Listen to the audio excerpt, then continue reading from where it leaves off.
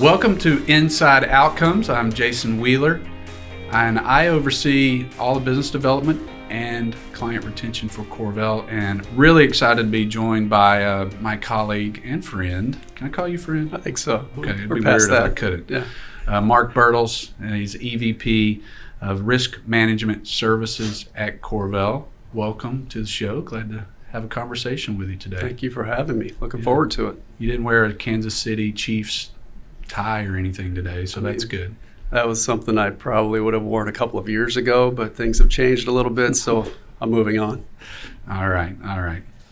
Well, excited to talk today about obviously operations. I'll let you talk a little bit about your role, but operations is a big part of what you do, amongst other things. But as you know, not just as Corvell grows, but as companies grow, we often hear, we don't want to outgrow our culture. I know that's important, but also consistency and the accountability that comes, especially in a claims world and that we're in. So really focusing more today on that accountability, maybe is the key word here, and consistency as organizations grow and scale. So before we dive into that, just give us a little background and what your role is here at Corvell. Sure. I am, as you said, the Executive Vice President of Risk Management Services, which is really over operations on the risk management side. So about, 3,800 people roll up to that level, and that crosses claims, bill review, case management, all the products that we deliver to our customers. 3,800. Something like that. You do one-on-ones with each? Feels like it sometimes. Well, you do a wonderful job. I'm really excited about this conversation today and bringing some value to the audience that I know this is a hot topic out there today for sure. So looking forward to that. All right, we'll get started with a little background. What led you to the industry and what ultimately led you to Corvell? Because you've been here a few days. Few decades, yes. To me, it's always been about the people. I have a master's degree in rehabilitation counseling from way back when, and my first job out of college was working with folks who need some help and going through a challenging time, and that kind of led me to Corvell, which is where I became a voc rehab counselor and had the same job, basically helping people who were injured find their way through the process, navigate their way through the system, help them get to the best possible outcome as possible. So that's kind of how it started, and Corvell has given me many opportunities since those days.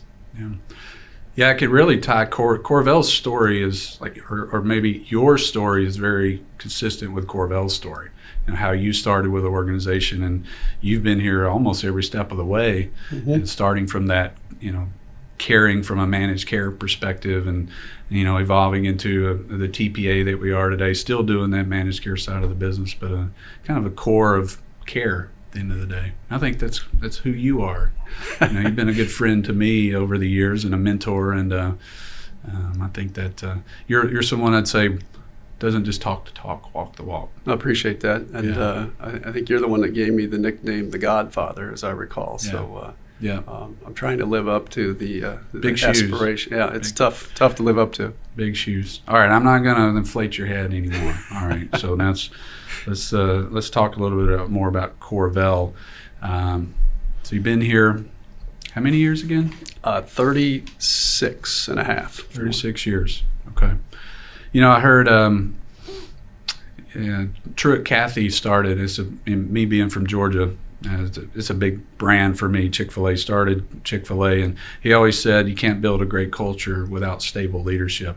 And I think the years and the tenure that you have certainly speak to that, not just at Corvell, but across the industry. So I think that's important. I'm one of many, though, that across the organization who we've had in those situations, those roles for many, many years, even decades. So Yeah.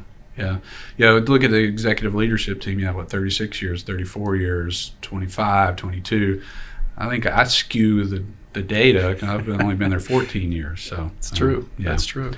So what keeps you at Corvell, or as long as you've been here?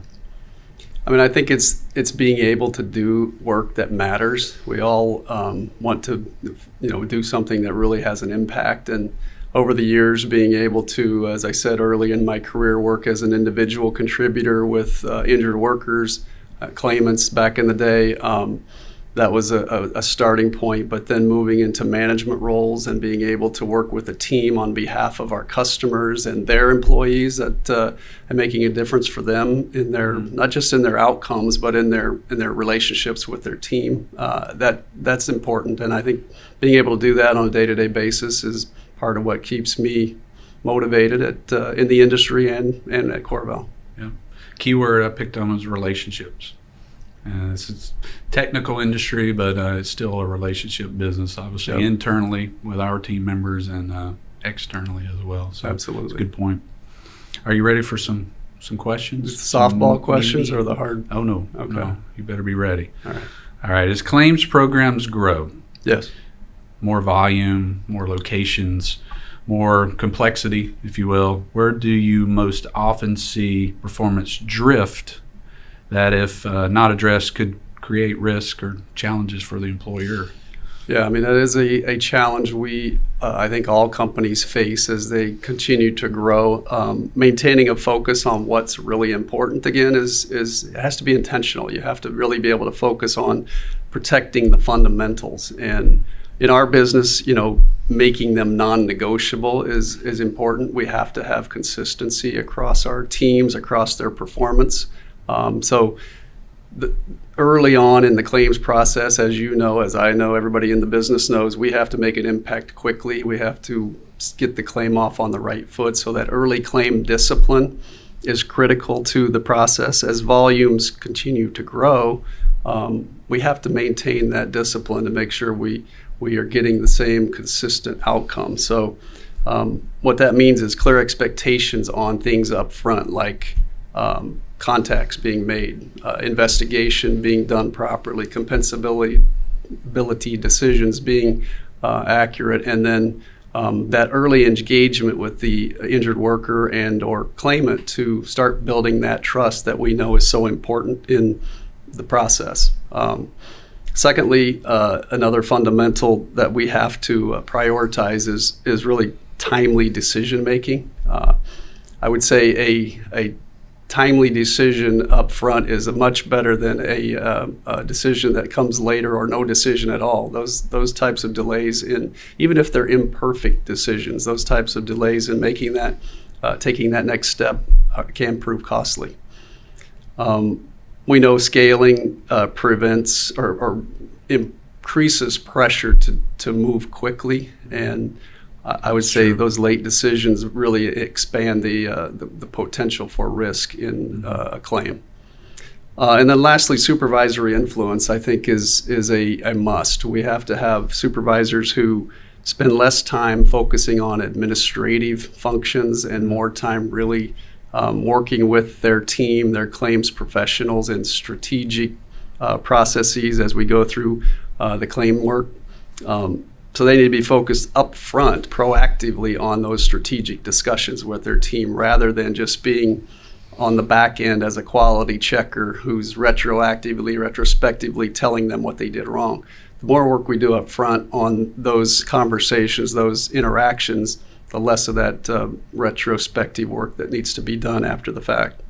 I would say that strong supervision is probably the most effective control on a growing program, but only if the message to the supervisor is consistent and reinforced, that your job is to develop and strategically assist in that claim process. Your job is not to find out what people are doing wrong and tell them about it later. So the more of that we can do up front, the better, in my opinion. And then part of that process is hiring and or promoting the right people to be those leaders, those supervisors who have such a dramatic impact on the team, because they are influencing a team of people every day, either good for good or for bad. And if you have the wrong people in those roles, I think it's going to create problems. And going back to something you and I have talked about before, and I've talked with others about, is sometimes we have these really good adjusters who we want to keep happy, so we give them a promotion into a supervisor job that maybe they're not the right fit for. And I would argue that that position is too important to use as a career ladder when it's not a good fit. We can find other ways to reward and promote those folks into, higher levels of the job that they've proven that they're good at. They don't necessarily have to become supervisors. We need those supervisor jobs to be people who can lead and develop the team that they're responsible for. Yeah, let's stop there for a moment, because that's when I'm out on the streets. I mean, it's a common theme that I hear in terms of challenges out in the market. And the perception is that there is maybe an opportunity at that middle manager level and in the industry because of some of the labor market challenges that are out there in recruiting and finding good claims talent, and they want to grow. They want a career path, and as companies grow, we're talking about scaling and growing. The natural tendency could be that person is a heck of an adjuster. Let's promote them to supervisor. But what are some of those skills that a good supervisor may have that's not just the audits and adjusting piece that people need to think about? Yeah, and to be fair, I've done it myself. I've promoted people into those roles because you want to keep them happy, and you feel like it's the right thing to do. Can they become that? Maybe, but I think we have to be a little more clear on what the expectation is up front. But to your question, the skills really, to me, have to be more strategic, more of a leader and a coach than a quality control specialist, and somebody who's got the personality, has the drive, has the passion to see it through to a successful conclusion, and helping their direct reports, their claim professionals really see it the same way, is what I would look for. I have looked for in those roles. It's a hard job. It's one of the hardest jobs in the company, in my opinion. And finding the right people to be able to put in those roles to directly influence that team is a critical step, in my opinion. Yeah, one of the things I'm happy to see that you're doing in your organization is, yes, finding the right people, but when you get them there, is training them and equipping them with the tools, not to just be a good, again, box checker and claim audits and things like that, which are important, but those soft skills, if you will. Yeah, I agree with that wholeheartedly. And I think not just the skills of the claim process, but if they want to really become a leader, there are other leadership development opportunities that I think us as leaders need to make available to them so that they can continue to expand their capabilities. Yeah, I think the way I see it in career paths of people, they really want probably 4 things ultimately from work. They want to be able to learn. They want to be able to grow in responsibility. They want to be able to contribute to others in some form or fashion, and be recognized at the end of the day. So it's pretty simple, but it feels like we're keeping that in mind as we create career paths for people. And I think so. I mean, I think it's the labor market challenges that you suggested make it harder, but I think there are good people out there who can be developed into these roles. Good conversation. We could spend 30 minutes on that one, I think. But, we probably have. Yeah. All right, next question. Was there a point in your career where you saw how leadership decisions directly affected claim outcomes, or maybe had the potential to create unintended risk as programs scaled? It's a good question. Certainly, I think in general in the business, as companies grow, as we grew, more claims, more pressure, well-intended decisions are made to try to standardize a process in the claims business to focus on keeping the claims moving. That's been the goal over the years. Keep the claims moving, one in, one out, claim closure model. And I think that's okay. There's nothing wrong with that.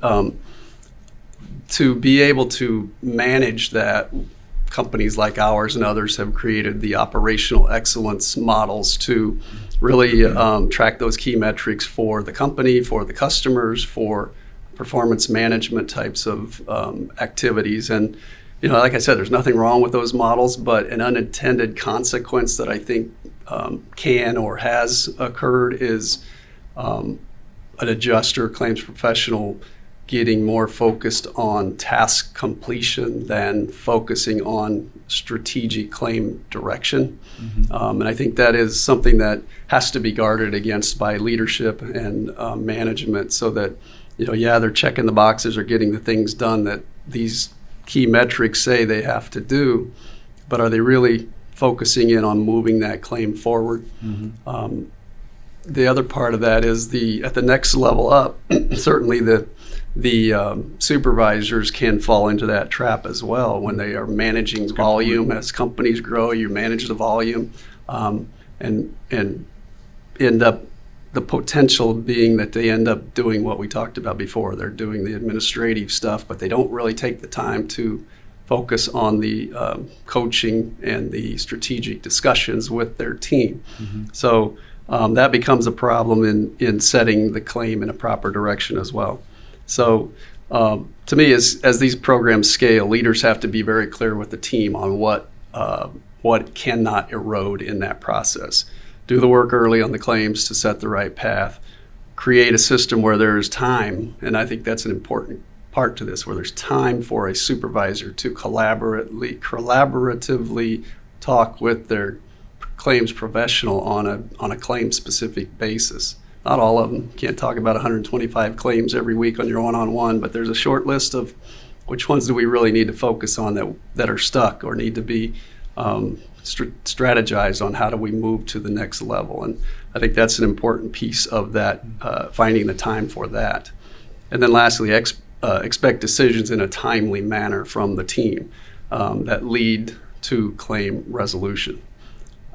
I would say when a company is growing, there's a lot going on and everything seems important. Leaders have to really distill it down for the team to what is most important. And that's what we need them to focus on to keep things moving in the right direction. I was a claims professional myself. Now, obviously, we've come a long way from systems and technologies back in the early 2000s when I was doing it. But it sounds like it's important to have more of a holistic approach and not more of a siloed approach. Perhaps it's a product and operational alignment in this regard. There's a lot of administrative tasks out there that are important, but I'm seeing more and more tools and technology that are we're using to take those away. Are you seeing some advantages there?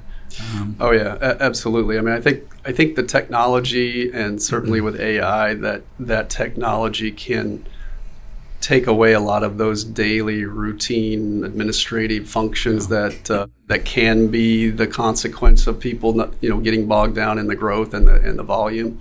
And I know our company, most companies are working on taking away those administrative tasks from their team so that they can really spend the time necessary to address some of those tougher claims and really utilize the skill set of both the claims professional and the supervisor towards that goal. Yeah, it seems like we're allowing that person to be better at the human touch and the caring part of the business, but also having a backbone, because there are some tough claims that you have to investigate. I heard it said care or empathy with a backbone.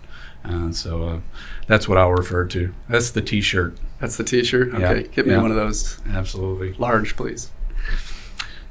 All right, next question. Yes, sir. From your perspective, what early indicators should leaders of programs, risk managers, claims managers, et cetera, watch for to know whether their program is scaling effectively or is heading toward underperformance before the numbers show it? Those common lagging indicators. Yeah, I think everybody knows that by the time those bad numbers come in, it's too late to slow the progress. Obviously, time to make some changes, but a better approach would be to be able to see those things in advance. In my opinion, the earliest indicators are behavioral and operational, as opposed to, as you suggested, the lagging indicators of the financial numbers that come in. So behavioral things like timeliness of contacts, timeliness of investigations, things where treatment decisions are pushed to a later date, or return to work discussions start way past the point that they should. So timeliness is a big part of that. I would say late actions in those decisions are a big symptom towards a program that's heading in the wrong direction. And you know, you and I have had this discussion many times. We use this discussion in our presentations. That leads to more litigation, longer duration, and increased costs. Anything we do up front that's not really starting the claim off on a good foot is going to have those kinds of impacts. Secondly, more activity, and I want to use that word very specifically, activity on a claim, but not enough strategic action. I know where you're going with this. Do you? I think I do. Kind of goes back to what I mentioned earlier, that mundane activity. I don't know if that's the right word, but activity that's all it's doing is checking the box that the boss needs you to check to be able to show that you did your job, and it doesn't really do anything to improve the file. There may be more, all kinds of notes and emails and touches in the file, but what you're seeing there as a leading indicator is that there's not enough movement on the file, despite all of the busy work that's going on behind the scenes. The file's not going anywhere. So I would say, a former colleague used to say to me, never confuse activity with results. And I think that's what I was waiting for. That you're waiting for that. Waiting for that's that. Yeah. Very applicable in this situation. I mean, if you're really busy like George Costanza and moving papers around on the desk, but nothing's really getting done, I think that's another really early warning sign that we have to change course. Yeah. And then lastly, I know I've talked about this twice already, but it's worth repeating. Supervisory influence in the claim is another one of those. If you see the supervisor doing things that aren't making a difference, that's an area where, more transactional types of stuff versus focused coaching and strategy. That's another area where I would say you have to stop the process, recalibrate, and reinforce what the role of that supervisor is. They're very important to the program, to the process, but only if they're performing the role as it's intended. Yeah. So those are some of the things that I would say. There's probably others, but if you have a program that gets those three things right, timeliness, action, not activity, and supervision that's strategic, you're well on your way to a pretty good program. Yeah. It's a little different theme, but what I'm also hearing, I believe, is good supervisors, strong tools could help retention as well. Yeah, That's a hot absolutely. topic. I think that's a good point. If you are in a program, if you're a supervisor in a program and you get 900 claims dumped on your desk and 12 direct reports, that's not good for you. It's not good for the injured worker. It's not good for the customer. But to your point, are you going to stay in that job if you keep getting that type of volume? So it's incumbent upon leadership and management to provide a work environment that's puts the individuals in a position to be successful, and then give them the tools to do the job. Yeah. Clarify the expectations on what we really want them to do and what's most important, and then hold them accountable to that. Yeah. Clarity and accountability, I believe, are key in that. Pretty simple. Yeah, for sure. So if there's a risk manager out there or a leader of a program, claims manager perhaps, if they want to strengthen accountability, there's that word again, accountability, in their program, like today, if they want to go back and do something that makes a difference today, what's one small shift, one piece of advice maybe, or one action that they can take that will make a difference right away? I'll tell you that in just a second, but before I do, what would Kirby Smart say is the question. Coach of the Georgia Bulldogs football. Trust the process. Probably Focus on right. the little things. Yeah. Well, that's good too. What I would say is that accountability has to be forward-looking and prospective rather than retrospective. And one simple way to do that, in my opinion, is to change the question that you're asking that claims professional. If you're a manager asking a supervisor, if you're a supervisor asking a claim professional, could happen at any level of the organization. But instead of, can you give me an update on this claim, ask, what is the next decision you're going to make, by when, and what is the anticipated outcome?